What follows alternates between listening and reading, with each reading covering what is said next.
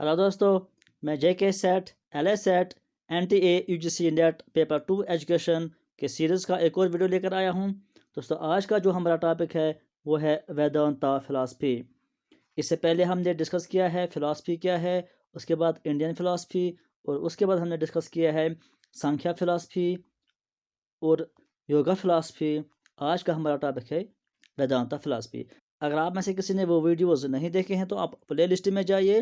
Play list में आपको education paper 2 का लिस्ट मिलेगा, उसमें आपको वो सारे वीडियोस मिल जाएंगे। इसके अलावा हम पेपर 1 भी डिस्कस कर रहे हैं, वो वीडियोस आपको प्ले लिस्ट में मिलेंगे। प्ले लिस्ट में जेके सेट एल एस सेट के नाम पे जो लिस्ट है वहाँ पर आपको पेपर 1 के वीडियोस मिल जाएंगे। तो दोस्तों, आइए अब हम आज का वीडियो शुरू करते हैं। तो सबसे पहले हम देखेंगे कि वेदांता फिलासफी ये कहाँ से आई है।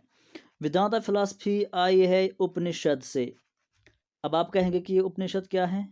जो वेदास हैं, वेदास तो आपको पता है, जिसमें 4 सेक्शंस हैं, ऋग्वेदा, सामवेदा, यजुर्वेदा और अथर्ववेदा। दोस्तों, उस वेदास के जो लास्ट लिटरेचर हैं वो है उपनिषद। यानी उपनिषद वो लिटरेचर है जिसमें उनका तफसीर किया है वेदास का, यानी उस वेदास का लिटरेचर एक्सप्लेन किया गया है, उनको कहते हैं उपनिषद। और उपनिषद से आया है वेदांता फिलासफी।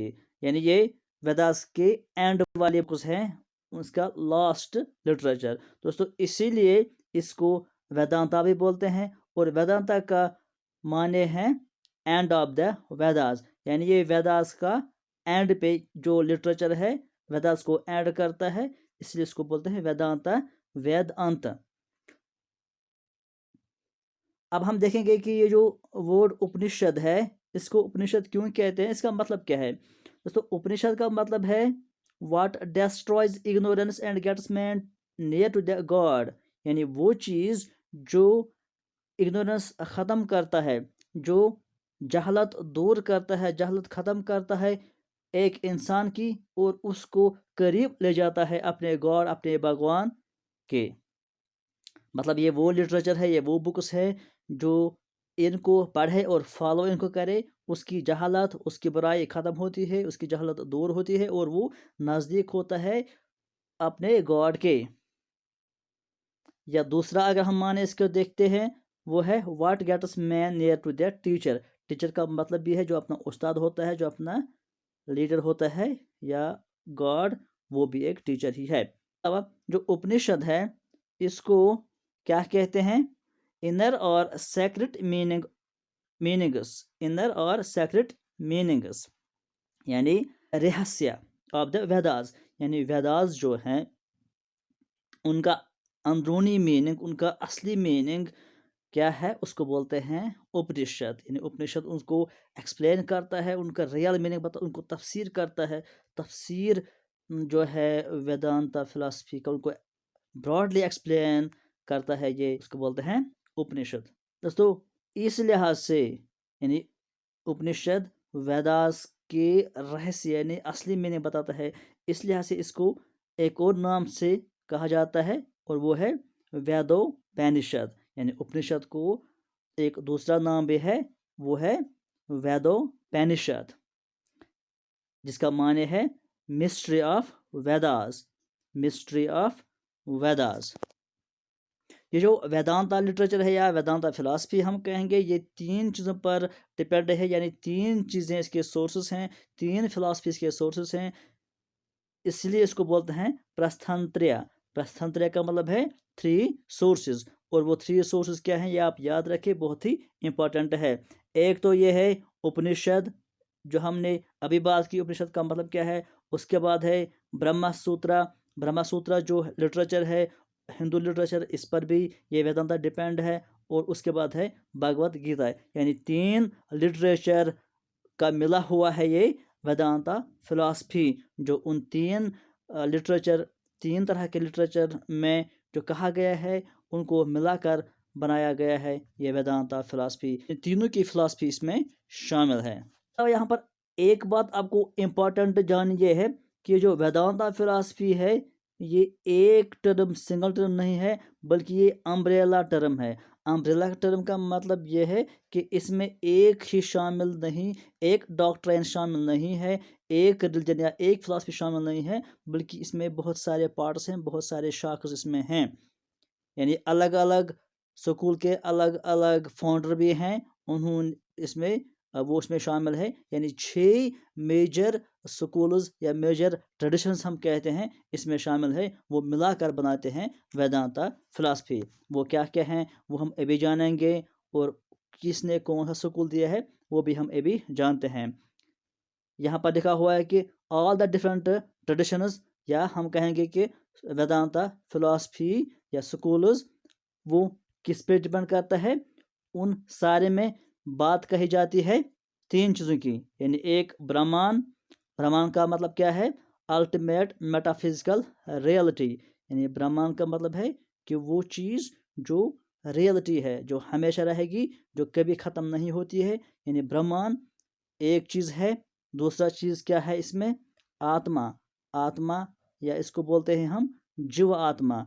आत्मा या जीव आत्मा। जीव आत्मा का क्या मतलब है, इंडिविजुअल सोल या सेल्फ। इंडिविजुअल सोल या सेल्फ हो गए 2 चीज़ें, एक ब्रह्मांड, दूसरा आत्मा या जीव आत्मा। और तीसरा जो ये बात करता है प्रकृति। प्रकृति क्या है, द वर्ल्ड, द नेचर। प्रकृति की बात हमने पहले भी की है। The world, the nature, the physical universe और द बॉडी और मैटर, यानी जो ख़त्म होता है। 3 चीज़ें हैं, तीनों चीज़ों की बात करते हैं। ये जो डिफरेंट स्कूल्स हैं इसमें वेदांता फिलॉसफी में हमने बात की अभी कि इसमें बहुत सारे स्कूल्स हैं, 6 इसमें मेजर स्कूल्स हैं, मेजर ट्रेडिशंस हैं। और वो सारे 6 के 6 ट्रेडिशंस बात करते हैं 3 चीज़ों की, एक ब्रह्मांड, दूसरा आत्मा या जीव आत्मा, और तीसरा प्रकृति। ब्रह्मांड का मतलब वो चीज़ जो हमेशा रहती है, जिसको कोई एंड नहीं है। आत्मा या जीव आत्मा का मतलब है एक पर्सन, एक सोल। और तीसरा जो चीज़ है प्रकृति, यानी नेचर, वर्ल्ड और बॉडी या मैटर, जो ख़त्म होता है, जो हमेशा चेंज होता है। अब अगर सारे ट्रेडिशन वेदांता फिलॉसफी के इस पर बात करते हैं तो फिर फ़र्क क्या है इन 6 स्कूल्स या ट्रेडिशन में। दोस्तों बात तो ये सारे इन 3 चीज़ों पर करते हैं, लेकिन फ़र्क ये है कि वो अलग अलग तरीके से बात करते हैं। कोई स्कूल ब्रह्मांड पे ज़्यादा फोकस करता है, कोई आत्मा या जीव आत्मा पे फोकस करता है, कोई प्रकृति पे फोकस करता है। लेकिन बात सारे ट्रेडिशंस या सारे स्कूल्स इन 3 चीज़ों पर करते हैं। अब हम देखते हैं नीचे कि वो क्या हैं, कौन कौन सा स्कूल हैं और कौन कौन से उसके फाउंडर हैं। यहाँ पर हम देखते हैं 6, हमने कहा कि 6 हैं इसके ट्रेडिशंस। दोस्तों ये अलग अलग हमें नहीं पढ़ने हैं, इतना डीप हमें नहीं जाना है कि अलग अलग हम पढ़ेंगे उनकी फिलॉसफी, लेकिन मेन पॉइंट हमें इसमें जानना बहुत ही ज़रूरी है। सबसे पहले हम देखते हैं कि अद्वैत। अद्वैत एक स्कूल है इस वेदांता फिलॉसफी का, और इसको दिया है आदि शंकर ने। दोस्तों ये आपको इम्पोर्टेंटली याद रखना है कि कौन सा ट्रेडिशन यानी कौन सा स्कूल किसने दिया है, इतना आपको याद रखना है। इसमें से क्वेश्चन आते हैं, बाकी डीप आपको नहीं पढ़ना है। तो फिलहाल हम पढ़ेंगे कि अद्वैत जो है वेदांता फिलॉसफी का एक ट्रेडिशन या एक स्कूल किसने दिया है, ये दिया है आदि शंकर ने। इसका मतलब क्या है, यानी अद्वैत फिलॉसफी का मतलब क्या है, इट एडवोकेट्स नॉन डिवेलिज्म, या हम कहेंगे मोनिज्म। यानी अद्वैत का मतलब है मोनिज्म, यानी ये एक चीज़ पे फोकस करता है, ये एक चीज़ को सुप्रीम मानता है, वो है ब्रह्मांड। दूसरा जो है इसमें वो है विशेषत अद्वैत। विशेषत अद्वैत का प्रोपोनेंट कौन है, ये आप याद रखें, इसका प्रोपोनेंट है रामानुजा। रामानुजा है प्रोपोनेंट किसका, विशेषत अद्वैत। इसको विशेषत अद्वैत को क्या कहते हैं, डिस्टिंग्विश्ड मोनिज्म। दोस्तों ये आप याद रखिए, डिस्टिंग्विश्ड मोनिज्म, या हम कहेंगे क्वालिफाइड मोनिज्म इसको कहते हैं। और जो तीसरा है उसको बोलते हैं द्वैत। द्वैत का मतलब है डुअलिज्म, और इसका फाउंडर कौन है, माधव।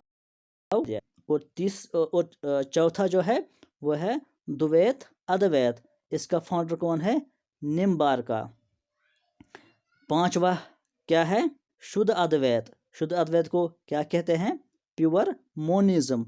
और इस प्योर मोनिज्म या शुद्ध अद्वैत का फाउंडर कौन है? वल्लभ आचार्य। उसके बाद है सिक्स्थ। सिक्स्थ का क्या है? सिक्स्थ स्कूल का क्या नाम है? अचिंत्य वेदा अभेदा। अचिंत्य वेदा अभेदा। अचिंत्य का मतलब क्या है? इनकॉन्सीवेबल। और वेदा का मतलब क्या है? डिफरेंस। और अभेदा का मतलब है नॉन डिफरेंस। इसका फाउंडर कौन है? यानी अचिंत्य वेदा अभेदा, इसका फाउंडर कौन है? चैतन्य महाप्रभु। ये आप याद रखिए, इसका फाउंडर कौन है। तो ये इंपॉर्टेंट है इसमें कि स्कूल का नाम क्या है और फाउंडर किस स्कूल का कौन है। इसमें से कभी कभी क्वेश्चन आता है, बाकी आपको डीप नहीं जाना है इसमें।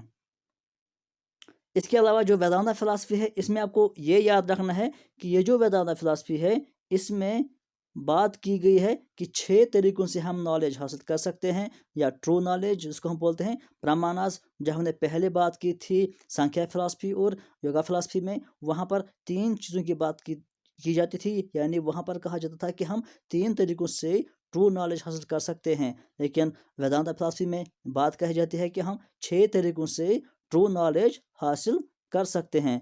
और वो 6 तरीके क्या हैं? एक है प्रत्यक्ष। प्रत्यक्ष का मतलब है परसेप्शन, यानी तस्वुर किसी चीज़ का होना, इससे हम नॉलेज हासिल कर सकते हैं। या अनुमान, उसका मतलब है इन्फेरेंस या फोरकास्टिंग करना। उपमान तीसरा है, जिसका मतलब है कंपैरिजन, यानी हम दो से ज़्यादा चीज़ों के दरमियान कंपैरिजन कर सकते हैं, इससे भी हम नॉलेज हासिल कर सकते हैं। और है अर्थपति। अर्थपति का मतलब है पास्टुलेशन, जिसमें हम गेस करते हैं। फिर है अनुपलब्धि का मतलब है नॉन परसेप्शन, या जिसमें हम बोलते हैं नेगेटिव प्रूफ भी हम इसका बोलते हैं। और है शब्द, जिसको बोलते हैं रिलायबल टेस्टिमोनी या वर्ड्स। और ये हैं 6 तरीके जिससे हम ट्रू नॉलेज हासिल कर सकते हैं। इसके बाद हमें पढ़ना है वेदांता फिलॉसफी एंड एजुकेशन। दोस्तों, ये हम पढ़ेंगे अगले वीडियो में। आज के वीडियो में फिलहाल इतना ही। Thank you.